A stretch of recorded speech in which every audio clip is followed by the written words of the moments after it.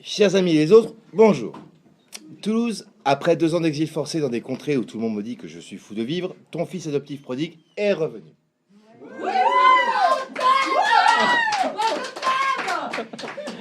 Ça, c'est fait. Content de vous revoir tous et toutes réunis à Maison Blanche pour y lever un verre à la santé de la rigolade éthylique. Ça m'avait manqué. Quoi de neuf sinon? La baisse, la famille, tout ça.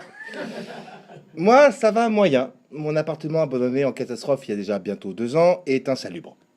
Enfin, pas tant que ça. C'est juste qu'on m'a coupé l'électricité, que les huissiers continuent à laisser des messages sous la porte et qu'au bruit et à l'odeur, dédicace à Chirac, mon logis est squatté par des rats. J'aurais préféré trouver dans mon appartement enténébré une lettre des rats et déduire au bruit que des huissiers y avaient élu domicile en passant par la cuvette des chiottes.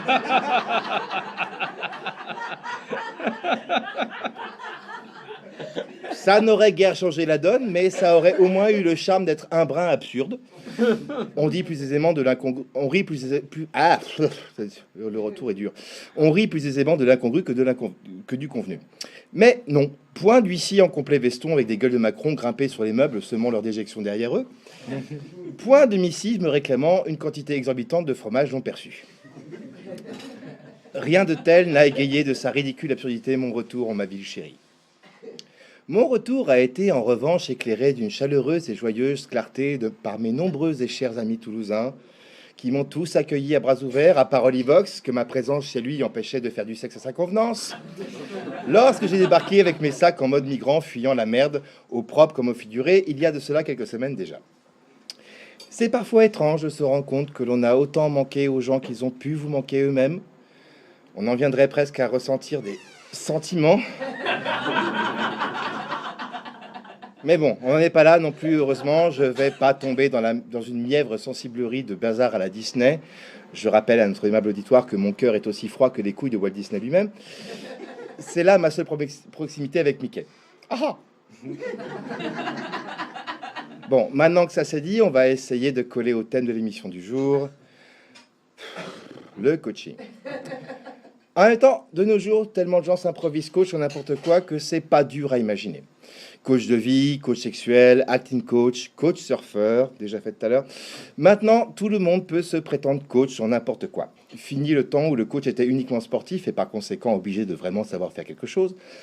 En ces temps où la frime et la thune sont les deux mamelles auxquelles il faut apparemment s'abreuver, il est de plus en plus aisé de faire croire que l'on est habilité à faire n'importe quoi à n'importe qui, tant que cela permet de faire du fric en massant langoureusement son ego, tout en se disant être auto-entrepreneur.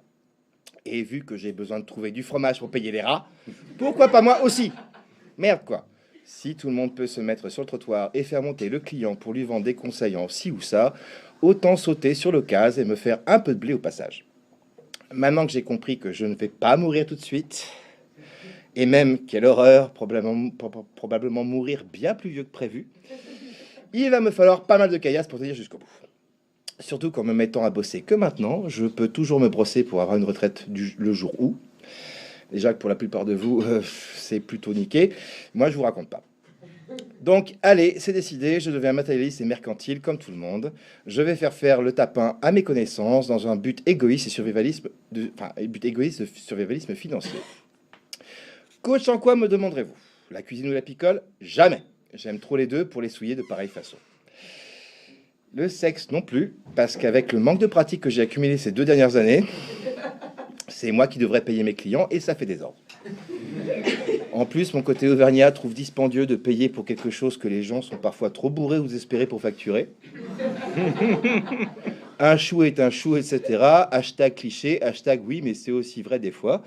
Donc, en quoi avais-je m'autoproclamé coach, me demanderez-vous, haletant de la patience que je finisse cette chronique pour enfin retourner boire une autre bière et ainsi fermer ma grande gueule, au moins par intermittence?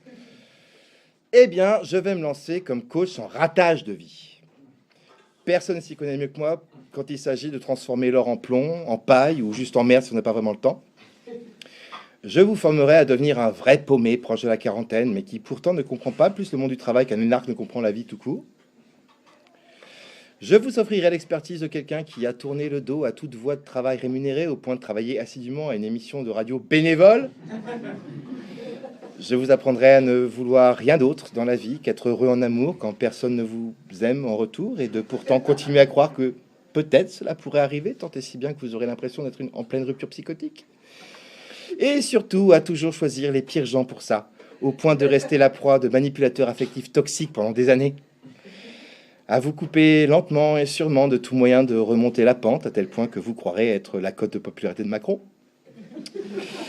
À dépenser vos économies comme s'il n'y avait pas de lendemain, parce que vous ne pourrez même plus croire qu'il y en aura un pour vous, façon jour de la marmotte. Et s'il n'y avait pas de demain, il n'y en a pas eu aujourd'hui. À vous recroqueviller sur vous-même chaque jour un peu plus, jusqu'à ce que même ouvrir le courrier devienne un moment de terreur indicible à l'idée que les rats vous réclament toujours plus de fromage. Grâce à moi, quand vous émettrez la moindre velléité de faire quelque chose de votre vie, on vous regardera avec un air de désapprobation parce que les gens seront persuadés que vous pourriez faire bien mieux que ça, alors que vous êtes juste au bout du rouleau et feriez n'importe quoi pour tenir au moins un jour de plus sans avoir envie de vous flinguer. Le simple fait de dire que vous aurez fait la vaisselle élicitera chez vos proches des félicitations telles que vous aurez l'impression d'avoir redéfini la physique quantique dans son ensemble, tant et si bien que vous vous sentirez juste comme une pauvre merde, parce qu'on est enthousiaste que vous ayez réussi la plus banale des tâches. Vous finirez par vous demander si vous devez signaler que vous êtes aussi torché tout seul ce matin, des fois que cela rassure et contente les 10 proches. Quand je n'aurai fini avec vous, vous serez rodé à tout prendre mal en faisant semblant que ça va bien. Vous serez prêt à affronter le monde en vous disant « Qu'est-ce qui va encore partir en couille aujourd'hui ?» Vous serez aussi indestructible que des cafards, car j'aurai fait de vous des ruines, et que par définition, les ruines sont indestructibles. Et là, du fond de votre trou, vous me direz « Merci, connard, d'avoir su si bien foutre ma vie en l'air. » Et je vous répondrai « De rien, je ne fais que transmettre généreusement mon savoir et partager ce que d'autres connards ont su m'aider à faire de ma vie. Ça fera 2 000 € hors taxe. » Grâce à vous, chers clients, je pourrais envisager l'avenir radieusement à l'ombre de votre fric, comme tout bon gourou moderne.